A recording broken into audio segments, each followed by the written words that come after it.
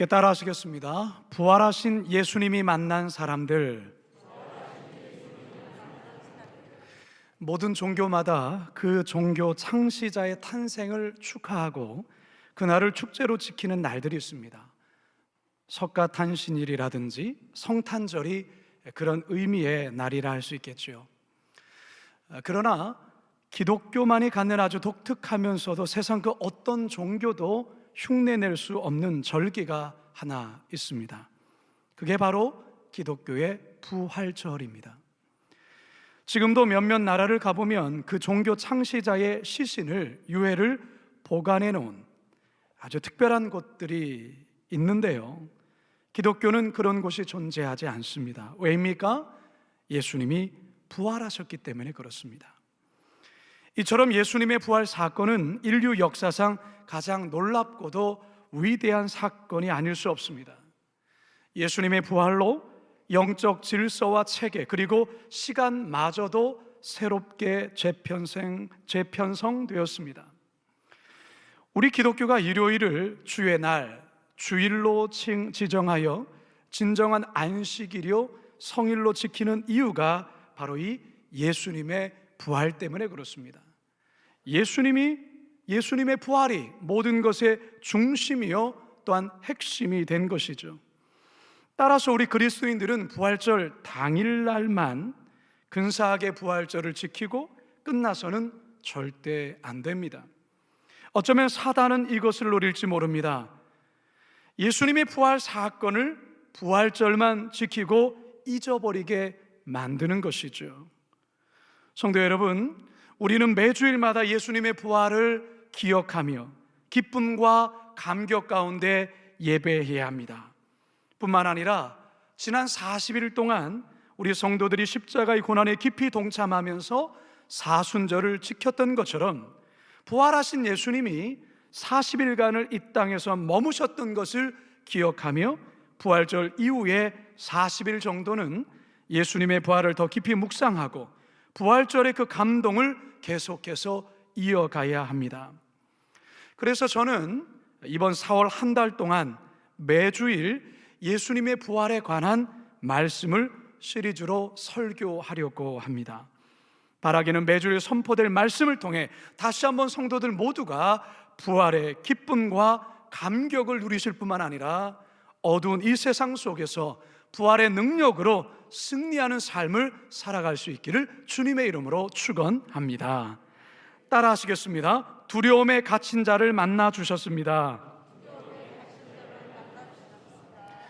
오늘 본문에서 제자들 모두는 아주 큰 두려움에 사로잡혀 있습니다. 무엇 때문에 이들이 이 같은 두려움에 사로잡혀 있는 걸까? 19절 상반절 함께 있습니다. 시작. 이날 곧 안식 후 첫날 저녁 때 제자들이 유대인들을 두려워하여 모인 곳의 문을 닫았더니, 예수님을 죽이는데 앞장섰던 유대인들이 이제는 자신들마저 붙잡아 죽일 거라는 생각에 제자들 모두가 두려움에 사로잡혀 있습니다. 모인 곳의 문들을 닫았더니, 이 표현 속에 우리는 제자들이 얼마나 큰 두려움 가운데 있는지를 엿볼 수가 있죠. 여러분, 이번 주 뉴스를 통해서 여러분 들으셔서 아시겠지만 참 안타깝고도 끔찍한 살인 사건이 있었죠. 20대 초반의 한 남성이 끊임없이 한 여성을 스토킹하다가 안 만나주니까 결국 집으로 찾아가서 그의 어머니를 비롯해 여동생까지 세 모녀를 살해한 사건이 있었습니다. 평소에 스토킹을 당했던 이 여성이 얼마나 큰 두려움과 공포에 떨었을까, 그런 생각을 해보면 참 가슴이 아파옵니다. 지금 예수님의 제자들 또한 이와 같은 두려움에 떨고 있습니다. 어느 심리학자가 인간에게는 7가지 원초적인 두려움이 있다고 했습니다. 그 7가지란 첫 번째로는 가난에 대한 두려움이고요, 두 번째는 비판에 대한 두려움, 세 번째는 허약한 건강과 육체적 고통에 대한 두려움, 네 번째는 사랑 상실의 두려움, 즉 거절에 대한 두려움, 다섯 번째는 자유 상실의 두려움, 여섯 번째는 연령에 대한 두려움, 일곱 번째는 죽음에 대한 두려움입니다. 이 일곱 가지 두려움 중에서 가장 큰 두려움이란 아마도 죽음에 대한 두려움이 아니겠습니까? 아무리 강심장을 가지고 있고 나는 죽음이 두렵지 않아 라고 말하는 사람도 막상 죽음 앞에 서게 되면 인간은 두려울 수밖에 없어요. 어느 사형수가 사형 집행 시간이 되자 교수대 위로 천천히 계단을 타고 올라가고 있었습니다. 그런데 계단을 오르다 발을 헛디뎌 순간 넘어지려다 중심을 잡으며 하는 말이, 아이고야 살았네, 하마터면 죽을 뻔했잖아. 이제 곧 죽을 사람이 우스운 이야기지만 인간의 내면을 엿볼 수 있는 이야기라 생각이 듭니다. 아담과 하와가 하나님의 명령을 어겨서 죄를 범했을 때 그들은 나무 사이에 숨어 하나님께 이렇게 고백을 합니다. 창세기 3장 10절입니다. 시작. 이르되 내가 동산에서 하나님의 소리를 듣고 내가 벗었으므로 두려워하여 숨었나이다. 두려워하여 숨었나이다.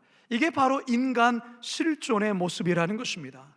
모든 인간은 두려움에 숨을 수밖에 없는 나약한 존재라는 것이죠.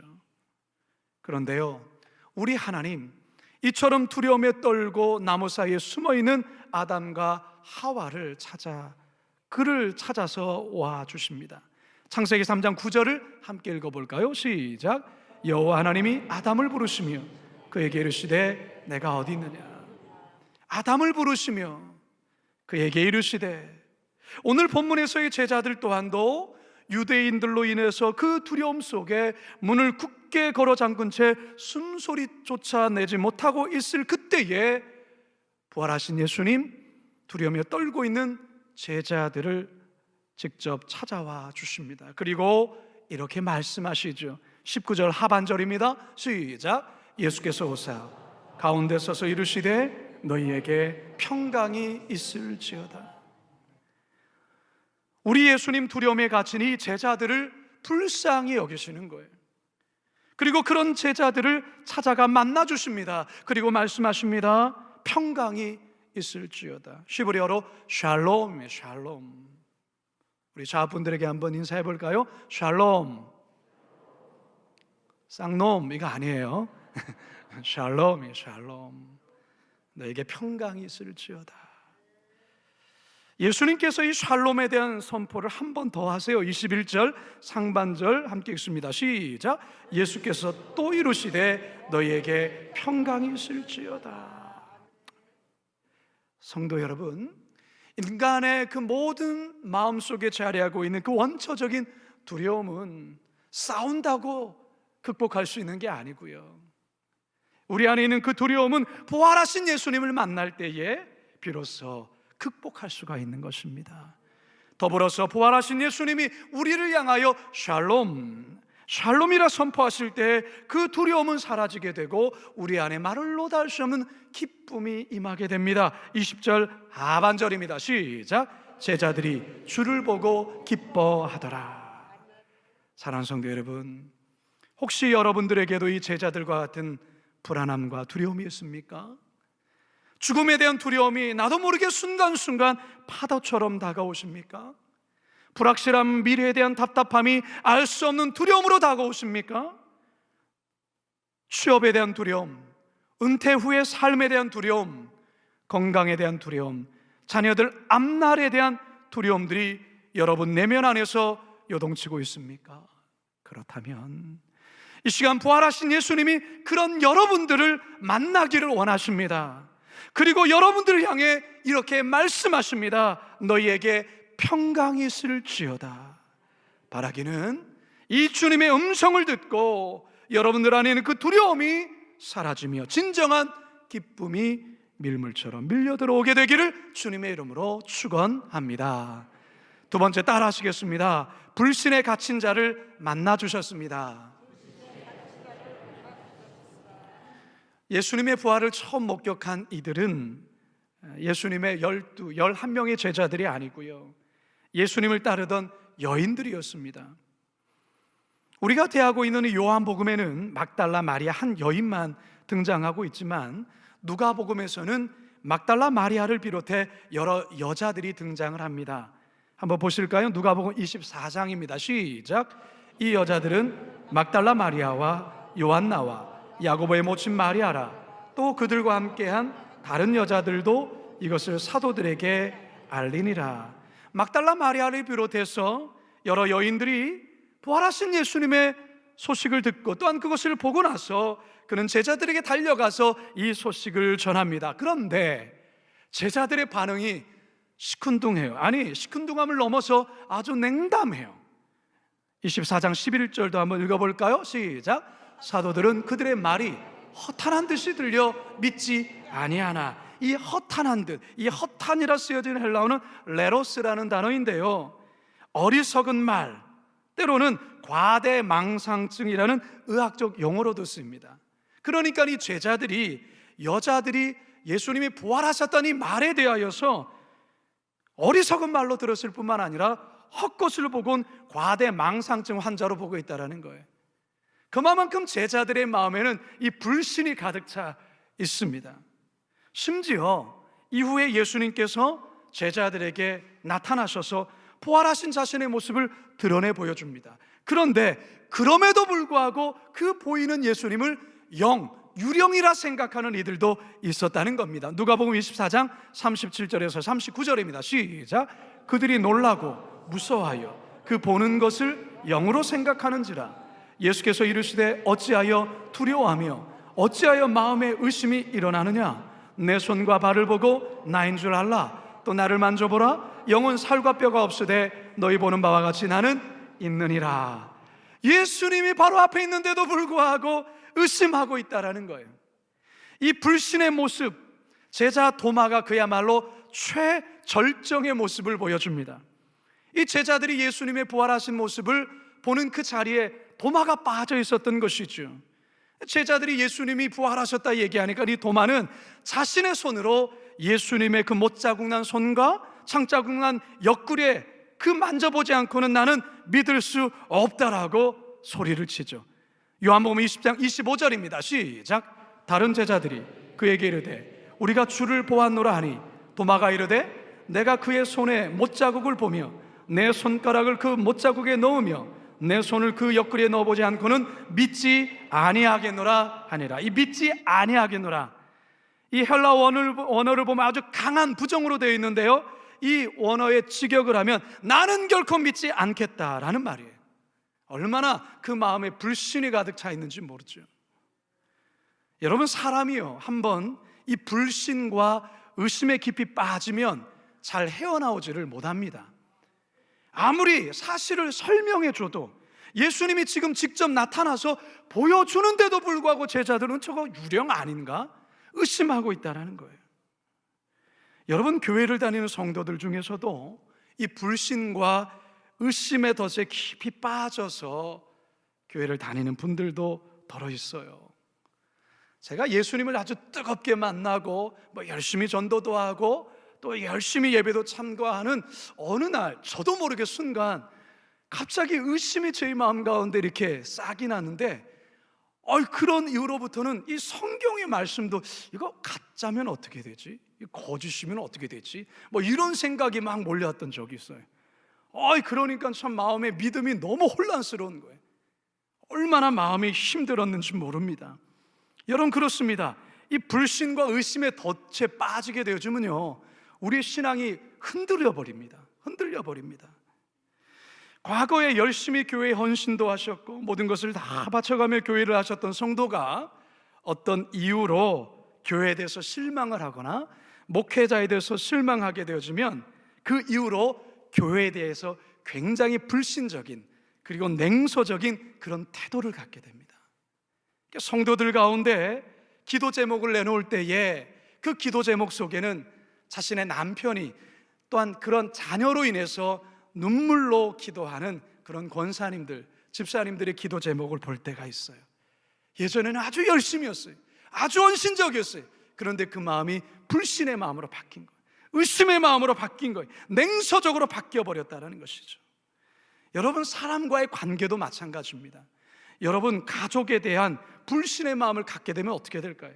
남편이 아내를 의심하고 불신하게 되면 어떻게 될까요? 아내가 남편을 불신하고 의심하게 되면 어떻게 될까요? 그 가정이 어떻게 됩니까? 그야말로 지옥이 따로 없겠죠. 서로를 신뢰하고 믿어야 할 가족이 서로 의심하고 불신하면 그 고통은 너무너무 가혹하고 참 처참합니다. 오늘날 사단이 이 의심과 불신의 가라지를 성도들 마음에 마구마구 뿌리며 다닙니다. 왜 그럴까요? 이게 아주 마귀의 강력한 무기거든요. 마음속에 의심이 있게 되어지면 아무리 은혜로운 말씀이 전해져도 믿어지지가 않는 거예요. 교회가 아무리 선한 일을 한다 할지라도 의심의 눈초리로 말한 거예요. 전 뭔가 꿍꿍이가 있는 거 아니야? 뭐 이런 생각들. 여러분, 이게 사단이 얼마나 강력한 공동체를 무너뜨리는 무기인 줄 몰라요. 여러분, 혹시 여러분들 마음속에 혹시 이런 불신과 의심의 벽이 단단히 세워져 있지 않은지를 살펴보시기 바라요. 만일 불신과 의심의 벽이 오랫동안 여러분 마음 가운데 세워졌다면, 그런 상태로 교회만을 왔다 갔다 하고 있다면, 이 시간 부활하신 주님을 만남을 통하여 그 벽들이 무너지기를 주님의 이름으로 축원합니다. 오늘 본문에서 예수님은 불신과 의심에 깊이 빠져있는 제자들을 찾아와 만나 주시고 계셔요. 특히 불신의 늪에 깊이 빠진 도마를 우리 주님 만나 주시죠. 요한복음 20장 26절에서 27절입니다. 시작. 여드레를 지나서 제자들이 다시 집안에 있을 때에 도마도 함께 있고 문들이 닫혔는데 예수께서 오사 가운데 서서 이르시되 너희에게 평강이 있을지어다 하시고 도마에게 이르시되 내 손가락을 이리 내밀어 내 손을 보고 내 손을 내밀어 내 옆구리에 넣어보라. 그리하여 믿음이 없는 자가 되지 말고 믿는 자가 되라. 불신과 의심으로 가득 찼더니 도마, 예수님이 찾아오셔서 너의 손을 넣어 한번 만져봐라. 이 말씀 앞에 도마는 그 불신과 의심이 순식간에 무너지고 말입니다. 그리고 그는 울먹이며 예수님께 이렇게 고백합니다. 도마가 대답하여 이르되 나의 주님이시요 나의 하나님이시니이다. 의심의 사람에서 확신의 사람으로 바뀌게 된 바로 그 순간입니다. 자, 그런데요, 우리 예수님 도마에게 뼈 있는 말씀 한마디를 더 하십니다. 29절입니다. 시작. 예수께서 이르시되 너는 나를 본고로 믿느냐? 보지 못하고 믿는 자들은 복되도다 하시니라. 할렐루야. 성도 여러분, 보지 않고 믿는 자가 더 복된 자임을 믿으시기 바랍니다. 아직도 부활하신 예수님에 대해 여전히 의심하는 마음이 한켠에 있습니까? 여전히 하나님의 사랑이 의심이 됩니까? 주변에 있는 사람들에 대해서 의심과 불신의 마음으로 가득 차 있습니까? 그렇다면 이 아침 부활하신 예수님을 다시 만날 수 있기를 바랍니다. 이 시간 예배 가운데 그 예수님, 성령으로 찾아오시는 그 성령님을 통하여 그 예수님 다시금 새롭게 만나게 되시기 바랍니다. 그래서 여러분 모두가 불신에서 확신으로, 의심에서 믿음으로 변화되기를 주님의 이름으로 축원합니다. 마지막 세 번째 따라 하시겠습니다. 죄책감에 갇힌 자를 만나 주셨습니다. 요한복음 21장은 베드로가 갑자기 예루살렘을 떠나서 그의 고향인 갈릴리로 고기를 잡으러 가겠다 하며 갈릴리로 돌아가는 장면을 소개해 주고 있습니다. 베드로만 간 게 아니고요, 제자 6명이 덩달아서 베드로를 따라서 갈릴리로 가고 있어요. 3절, 21장 3절입니다. 시작. 시몬 베드로가 나는 물고기를 잡으러 가노라 하니 그들이 우리도 함께 가겠다 하고 나가서 배에 올랐으나 그날 밤에 아무것도 잡지 못하였더니. 여러분이 베드로와 제자들의 이 같은 행동은 조금 이해할 수 없는 행동입니다. 왜냐하면 지금 제자들은 부활하신 예수님을 2번이나 만났습니다. 그렇다면 베드로와 제자들은 지금 당장 예루살렘 시내로 뛰쳐나가서 어깨띠를 두르고 예수님 부활하셨습니다, 회개하시고 예수님 믿으십시오라고 외쳐야 하는 게 맞지 않겠습니까? 그런데 베드로와 그의 제자들은 물고기 잡겠다며 갈릴리로 돌아가 버리는 이 모습은 사실 이해가 되지 않는 모습입니다. 여러분, 왜 베드로와 제자들이 왜 이러는 걸까요? 그 이유는 죄책감 때문에 그렇습니다. 얼마 전에 베드로 어떻게 했습니까? 예수님을 3번이나 모른다고 부인했어요. 심지어 예수님을 저주했습니다. 다른 제자들 또한도 두려움에 사로잡혀서 예수님을 다 버리고 도망쳐 버렸습니다.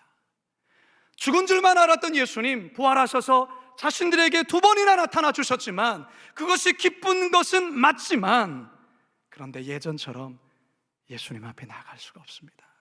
왜요? 죄책감 때문에. 자기 자신을 용서할 수가 없는 거예요. 그래서 그는 더 이상 예루살렘에 머무를 수가 없어서 베드로를 중심으로 해서 제자들 모두가 다시 옛날의 삶으로 돌아가고 있는 거예요. 여러분, 사실 예수님의 입장에서는 좀 화가 날 일일 수도 있어요. 왜요? 아니, 2번이나 찾아와서 부활하신 모습을 친히 보여주셨잖아요. 그러면 이들이 회개하고 정신 차리고 이제 똑바로 제자의 모습으로 살겠습니다, 이렇게 해야 되는데 이들이 그냥 옛날로 돌아가 버렸다라는 것이죠. 그런데 우리 예수님 그런 제자들 나무라지 않습니다. 그들이 왜 그렇게 하는지를 우리 예수님 아십니다. 그래서 우리 예수님이 죄책감으로 짓눌려서 그 옛날에 고기 낚는 그곳으로 가버린 그들을 찾아 다시 우리 예수님 갈릴리로 가신 것입니다. 밤새도록 그물질을 한 마리의 고기도 낚지 못한 제자들, 지쳐있는 제자들, 그 제자들을 위하여 육지에다 숯불을 피워놓고 허기져 있을 그들을 위해서 떡과 생선을 올려놓고 제자들을 기다리고 있는 것입니다. 그리고 제자들이 왔을 때에 그들을 향해서 이렇게 말하죠. 와서 조반을 먹으라. 12절 13절입니다 시작. 예수께서 이르시되 와서 조반을 먹으라 하시니 제자들이 주님이신 줄 아는 거로 당신이 누구냐 감히 묻는 자가 없더라. 예수께서 가셔서 떡을 가져다가 그들에게 주시고 생선도 그와 같이 하시니라. 여러분, 이것은 마치 이런 겁니다. 여러분의 자녀가 사고를 쳤어요. 그 자녀가 부모님을 볼 명목이 없어요. 그런데 그런 자녀, 어머니가 아침 일찍 새벽에 일어나서 그 자녀를 위해서 아침상을 차려주고 있습니다. 그러면서 조용히 그 아이를 깨우면서 와서 밥 먹어야지. 우리들 인생도 살다 보면 이 베드로와 같이 도저히 하나님께 나갈 용기가 없을 때가 있어요. 주님께 면목도 없고 뭐라 말할 용기도 없을 때 말이죠. 그저 죄책감에 고개를 떨구며 어찌할 바를 몰라 할 때였습니다. 그런데 그때 우리 주님 아무런 말을 하지 아니하시고 우리를 위해서 아침상을 차려주십니다. 그리고 말씀하십니다. 와서 조반을 먹으라. 성도 여러분, 죄책감으로 우리 스스로 하나님께 나갈 수 없을 때 우리 주님은 먼저 우리에게 찾아와 주십니다. 그리고 말씀하세요. 조반 먹어라. 다른 말씀하지 않습니다. 이 시간이 베드로 같은 심정으로 혹시 이 자리에 앉아 계신 분 계십니까? 제자들과 같은 심정으로 앉아 계신 분 계세요? 그렇다면 분명 염치 없지만, 주님 앞에 설 면목 없지만 이 제자들처럼 주님께서 차려주신 그 밥 드시면 됩니다. 주님 주신 조반 드셔야 합니다. 왜요? 주님께서 그걸 원하세요. 죄책감 때문에 더 멀어지는 것 우리 주님 원치 않습니다. 여러분 있는 모습 그대로, 죄를 지었다면 죄 있는 모습 그대로 주님 앞에 나오세요. 우리 주님 여러분 책망하지 않습니다. 아무 말 없이 십자가에 못 박힌 손을 보여주시며 내가 너를 이렇게 사랑한다. 조반 먹어야지. 이제 저는 말씀을 마치려 합니다. 여러분, 우리 예수님 누구 때문에 십자가의 그 모진 고난을 당하셨습니까? 우리들 때문에, 저와 여러분 때문에. 그렇다면 우리 예수님 누구 때문에 죽음에서 부활하셨습니까? 나 때문에, 우리 때문에, 바로 이 자리에 계신 저와 여러분 때문입니다. 오늘 본문의 말씀에서 부활하신 예수님, 두려움에 갇힌 자를 일부러 찾아가 주시고 만나주고 계셔요. 불신으로 똘똘 불신에 묶여있는 이 제자들 우리 주님 찾아가 주시고 만나주고 계세요. 죄책감으로 도망쳐버린 그들 우리 주님 찾아가 만나주시고 계십니다. 바로 이들이 우리들의 모습 아니겠습니까? 부활하신 주님, 그 손 다시 붙잡으십시오.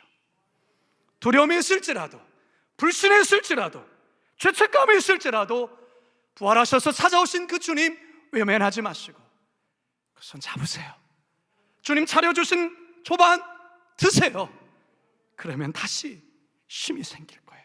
다시 일어설 수 있는 힘이 생길 거예요. 여러분, 두려움에서 평강으로, 불신에서 확신으로, 죄책감에서 자유함으로, 우리 부활하신 주님 만나심으로 다시금 일어설 수 있기를 주님의 이름으로 축원합니다. 축원합니다. 축원합니다. 이 시간 이 말씀 기억하면서 이 찬양 아마 잘 모르실 수도 있지만 가사를 잘 보시면서 부르실 수 있는 아시는 분은 크게 불러주시고 함께 찬양 드리면 좋겠습니다. 마음속에 어려움이 있을 때, 마음속에 어려움이 있을 때, 마음속에 어려움이 있을 때,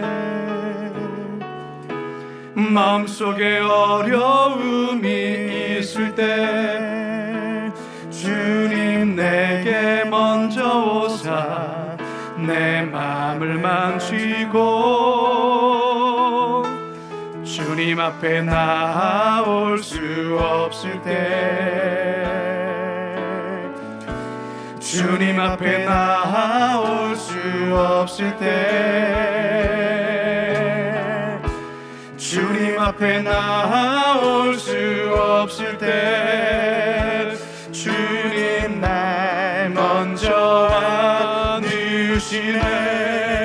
그럼에도 불구하고, 그럼에도 불구하고 날 사랑하시는 내 하나님의 사랑은 나의 모든 걸 덮고, 그럼에도 불구하고 날 안아주시는 내 하나님을 부를 때 아버지라 부르죠. 그럼에도 불구하고, 그럼에도 불구하고 날 사랑하시는 내 하나님의 사랑은 나의 모든 걸 덮고, 그럼에도 불구하고 날 안아주시는 내 하나님을 부를 때 아버지라 부르죠. 이 시간 제가 기도하고 축도로 마치겠는데요, 기도합시다. 하나님, 예수님의 부활의 소식을 들었지만 믿지 않았습니다. 제자들 주님 찾아오셨지만 유령이라 생각하며 믿지 않았습니다. 3년 반 동안 주님과 동고동락했던 토마는 못 박힌 그 손 내가 넣어보지 않고선 절대 안 믿겠다, 불신과 의심으로 가득 차 있었습니다.